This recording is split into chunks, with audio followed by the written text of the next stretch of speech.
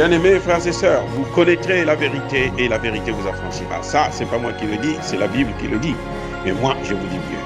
Vous connaîtrez la vérité historique, notamment celle de vos ancêtres kémites, et vous aurez une vision globale de ce que c'est que la vraie souveraineté politique. J'ajoute, vous reviendrez à la spiritualité africaine ancestrale et vous comprendrez les enjeux de l'indépendance économique. Et pour terminer, vous accepterez votre identité culturelle kémite et vous obtiendrez deux choses. La première, c'est la paix. La seconde, c'est le développement, à une condition. L'unité de toute l'Afrique noire, l'unité de tous les Noirs du monde entier. Otep à tous, bienvenue sur la chaîne des panafricanistes par essence, par conviction et par excellence. Celle des citoyens kémites par nécessité et obligation de combat. Nous sommes une chaîne qui n'est guidée que par nos ancêtres et rien que par les ancêtres qui appartiennent à l'égrégore du monde noir. Par conséquent, nous ne croyons en aucun Dieu venu de l'étranger. Toutefois, cette vidéo n'est aucunement destinée à inciter à la haine ou à la violence, car nous menons un combat qui est d'abord et avant tout spirituel, intellectuel et démocratique.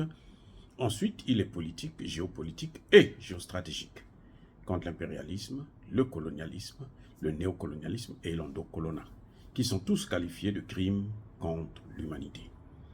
Nous menons ce combat sur la base du principe fondamental que nous avons hérité de nos ancêtres kémites, qui est celui de la Mahat, c'est-à-dire solidarité, vérité et justice.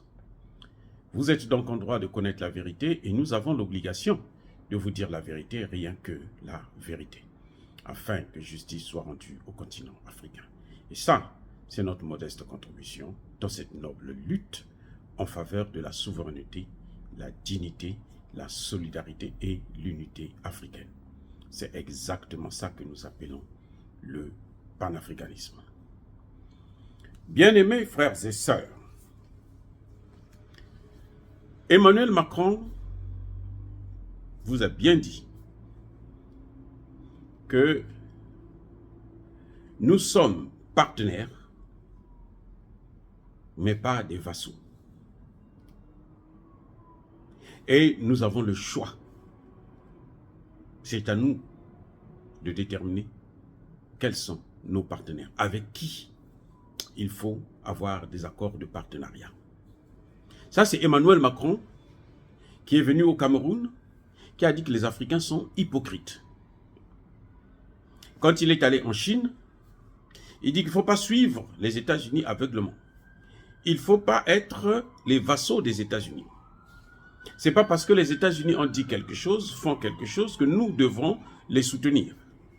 Mais ce même Emmanuel Macron n'a pas reproché, était parmi ceux qui ont pensé que les Africains n'avaient pas le droit d'avoir leur point de vue en ce qui concerne la guerre en Ukraine. Et lui, il veut avoir un point de vue en ce qui concerne la guerre, la probable guerre contre Taïwan. Mais c'est-à-dire que je vous ai déjà dit qu'il est fou. Moi, je sais qu'il est, pour moi, il est fou. C'est pas moi qui le dis, les hommes politiques français eux-mêmes le disent. Mais plus hypocrite que ça. Et Donald Trump dit, c'est un lèche-cul. Il est allé lécher le cul de Xi Jinping. C'est pas moi, c'est Donald Trump, l'ancien président américain, qui l'a affirmé. Ce qui m'embête, c'est les dirigeants africains qui continuent à penser qu'il faut se soumettre à la diplomatie française, à la diplomatie occidentale, à la diplomatie otanienne. Et oui, c'est ça, Emmanuel Macron est en train de le dire là. Comment voulez-vous qu'il vienne chez nous, il nous dit, au Cameroun, il dit que les Africains n'ont pas soutenu, n'ont pas condamné la Russie. Ils n'ont pas soutenu l'Ukraine. Parce qu'ils sont hypocrites. Il dit que la Russie, c'est un pays impérialiste. Alors que lui, il a passé toute sa vie. Regardez avec Haïti ce qu'ils ont fait d'Haïti. Qu'est-ce qui reste? Qu'est-ce qu'il y a aujourd'hui en Haïti? Haïti a gagné la guerre contre Napoléon. 20 ans plus tard, ils reviennent, ils se sont préparés, ils reviennent pour faire la guerre. Et là, ils imposent un dédommagement à Haïti, ce qui a causé alors d'énormes problèmes économiques.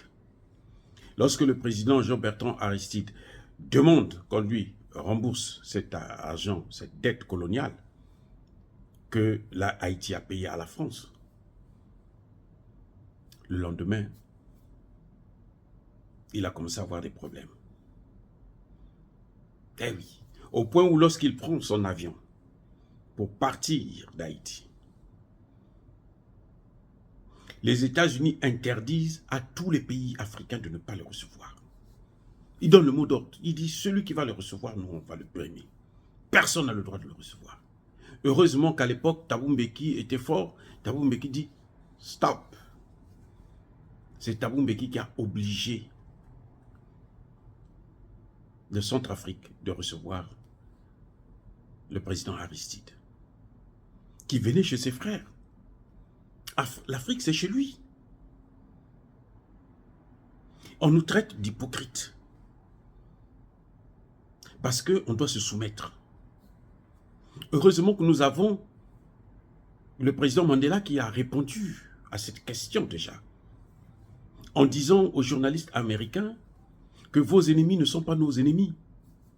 Et pendant que nous on souffrait, eux, ils étaient avec nous, ils nous soutenaient. Et le président Nelson Mandela faisait allusion, parmi ceux qui ont soutenu le combat de l'ANC, la lutte contre l'apartheid, il y avait la Russie. Je dis bien parmi, il y avait la Russie. Alors que les États-Unis, la France, la Grande-Bretagne, tous les pays de l'OTAN étaient avec les Blancs sud-africains qui pratiquaient l'apartheid. Et c'est Emmanuel Macron qui vient nous dire qu'on est des hypocrites, alors que lui-même, quand il va à Taïwan, il va dire, en Chine, il va dire que non, non, non, il ne faut pas faire ce que les Américains font. Nous ne devons pas continuer à faire ça. Vous voyez, ça, ce sont les intérêts américains qui l'ont poussé, plutôt français qui l'ont poussé à faire de telles déclarations. En réalité, c'est comme je vous l'ai déjà dit, Emmanuel Macron n'est pas allé là-bas pour l'Ukraine. Non, ce n'est pas son affaire. Son problème, c'était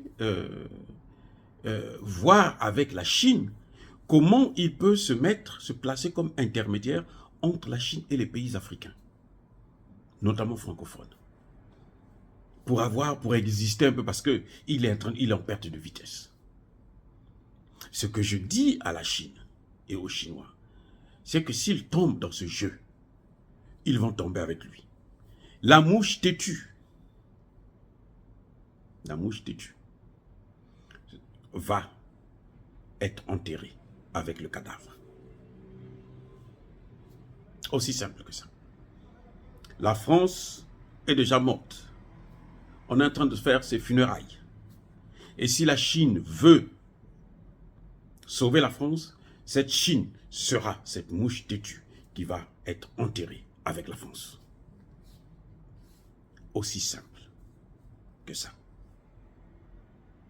Donc aujourd'hui, nous voyons que ce n'est pas les pays africains qui sont des hypocrites. Ce qu'on peut reprocher aux dirigeants africains, c'est de ne pas affirmer leur souveraineté, comme l'a dit le pape. Même le pape a reconnu que les Africains n'ont pas le courage d'assumer leur souveraineté, d'affirmer leur souveraineté. Ça, c'est le vrai problème que les dirigeants africains ont.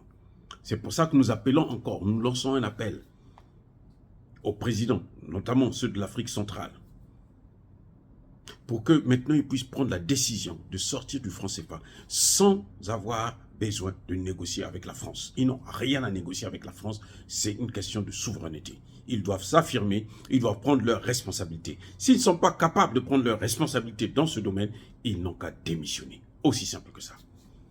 Dire cela, c'est inciter à la haine ou à la violence. Non, Yabakole Hervé. Encore une fois, Yamalembe.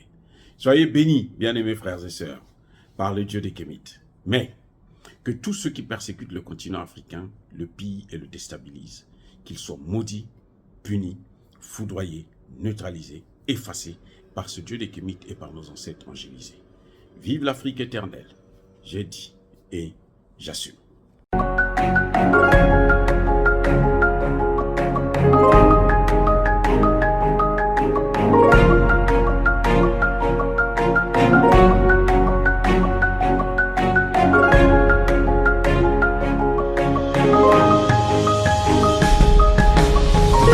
Eux, ils marchent par la foi et non par la vue.